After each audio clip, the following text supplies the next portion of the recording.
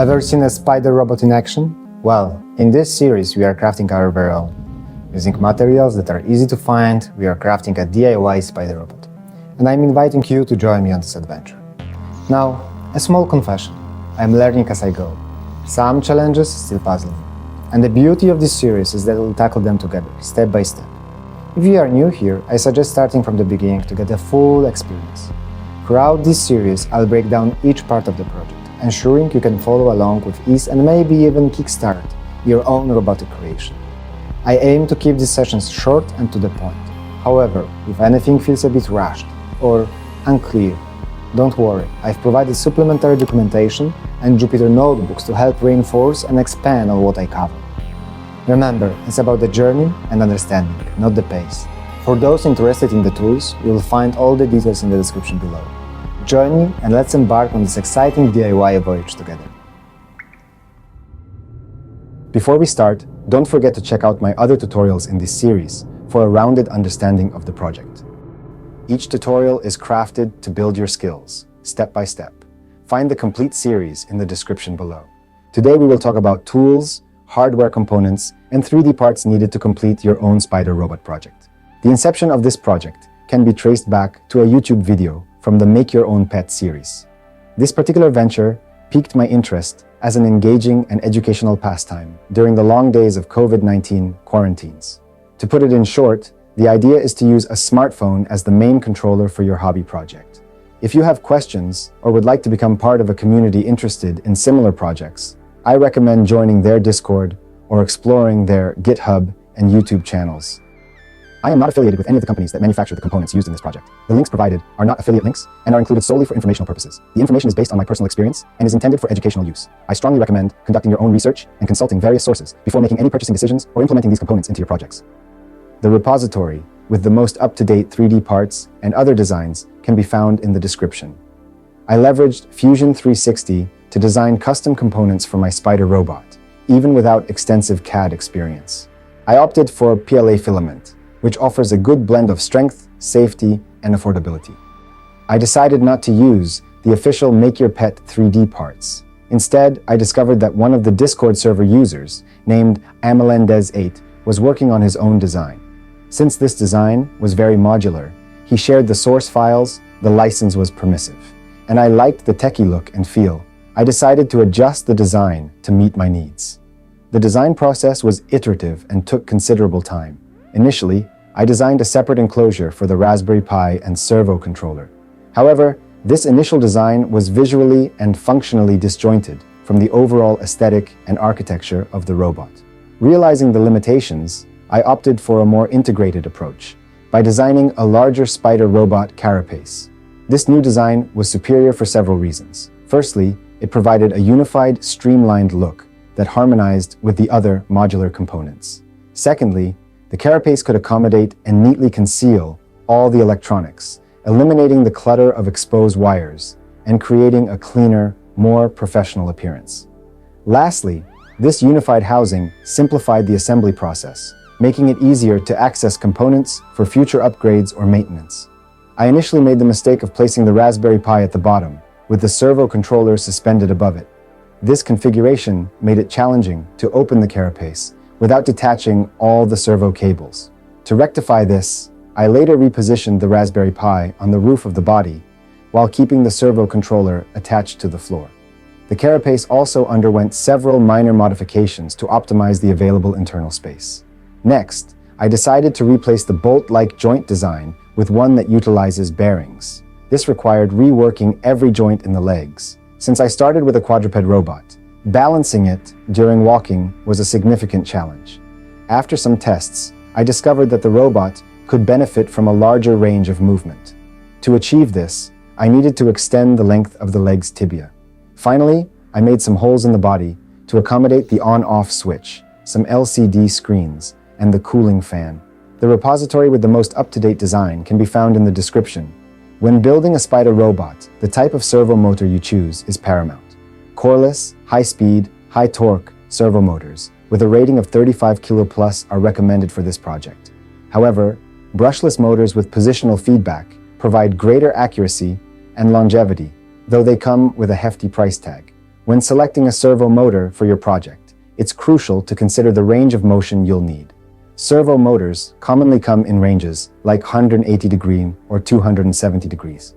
A servo with a wider range will offer more flexibility in movement, but may have a lower resolution, meaning less precise control over small movements. On the other hand, a 180-degree servo might offer higher resolution, allowing for more precise positioning, but with a limited range. Choose a servo that best fits the specific requirements of your project for optimal performance. I recommend using metal and round servo arm. These mounts are made of high-quality aluminum, providing excellent durability and stability. The 25T round design ensures a secure fit and optimal torque transfer, making it an ideal choice for projects that require precise and consistent servo movements. Touch-sensitive microswitches act as leg sensors, providing crucial input for the robot's movement algorithms. The Servo 2040 18-channel servo controller is the backbone for servo operations. Its firmware aligns with the Make Your Own Pet project, and I've crafted a Python class for easy communication with the Spider's brain. Why this controller is a good choice? Well, it supports up to 18 servos, ideal for complex robotics. It has a built-in current tracking for optimized power use. It provides visual feedback with 6 RGB LEDs for immediate status updates. It supports up to 6 analog sensors for added functionalities. And it benefits from the flexibility of RP2040's programmable I/Os. The SpiderBrain, a Raspberry Pi 4 or a similar board that supports a Linux-based OS and Python environment, is ideal for executing the robot's complex logic. This includes gate algorithms, sensor inputs, and communication with the gamepad controller. Investing in both long, around 30 centimeters, and short, around 10 centimeters, extension cables saves you from having to engage in tedious cable management. Effective cable management is crucial for both aesthetics and functionality. I recommend using a braided self-closing cable sleeve for wrapping loose cables. This sleeve is not only easy to use, but also provides a clean and organized look to your project. Its self-closing feature ensures that your cables stay securely bundled, reducing the risk of tangling or snagging. For smooth mechanical performance, bearings are an essential part of the 3D printed components. If you opt for a different 3D model, ensure your bearings are compatible. For my design use model 625ZZ, there are 3D printed robot designs available that does not need those. Just check Make Your Own Pet project to easily control the power supply to the robot. I've used a 12V illuminated LED toggle switch aircraft missile flip. This toggle switch not only serves the functional purpose of turning the robot on and off, but also adds a bit of aesthetic appeal with its illuminated LED and aircraft missile flip design.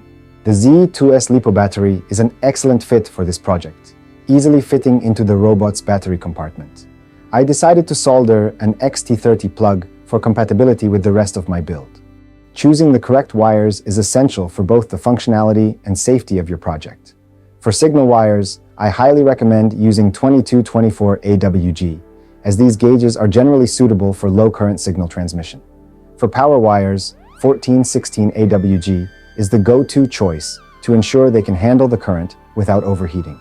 I strongly advise opting for silicon-covered wires. They offer superior heat resistance and flexibility compared to other types of insulation. Silicon-covered wires are also more manageable when working in tight spaces or routing through complex assemblies. To convert the 7.4 volts from your battery to a stable 5 volts for the Raspberry Pi, a step-down buck module is essential. Opt for one that can deliver at least 3 amps of current. 2 types of USB cables are needed. A short USB-A to USB-C for connecting the Raspberry Pi to the servo controller. A long USB-A to USB-C for development purposes, allowing seamless interfacing between your laptop and the robot. Compatible gamepad controller is necessary for direct control of the Spider robot's movement. The Radiomaster TX16S is a reliable choice, offering both USB and Bluetooth connectivity with additional module. You can choose any HID-compatible controller. For this project, it's crucial to select the right screws to ensure durability and ease of assembly. I highly recommend using hexagonal bit screws over traditional flat or cross-head screws. They offer superior torque control and are generally easier to work with. Be cautious when purchasing screw sets. Make sure to buy sets with consistent hex socket sizes. I made the mistake of buying 2 different sets with varying hex socket sizes. which complicated the assembly process. 2 M3 sets, around 500 pieces each, of mixed sizes should have you covered for this project. You will need a lot of zip ties to keep all your cables under control. Zip ties are not only an inexpensive, but also an effective solution for managing the maze of wires that power the servos, sensors, and the central processing unit. Opt for a variety pack that includes ties of multiple lengths and widths, as you'll find various applications for each size. High-quality zip ties are recommended for long-lasting durability, especially since the cables will often be in motion, causing wear and tear on the ties themselves. After 3D printing, it's common to have some imperfections or excess material on your parts.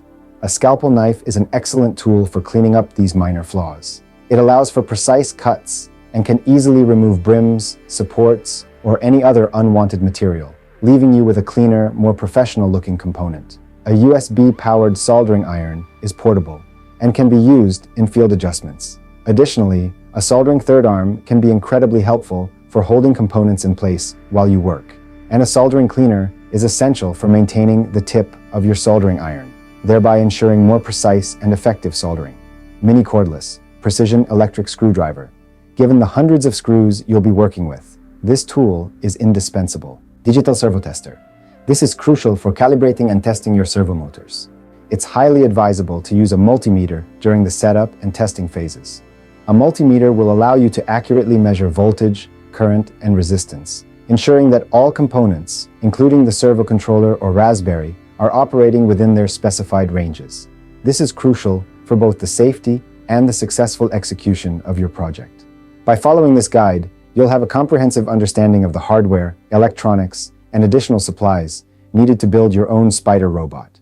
Feel free to dive into each section for a more in-depth understanding, and happy building.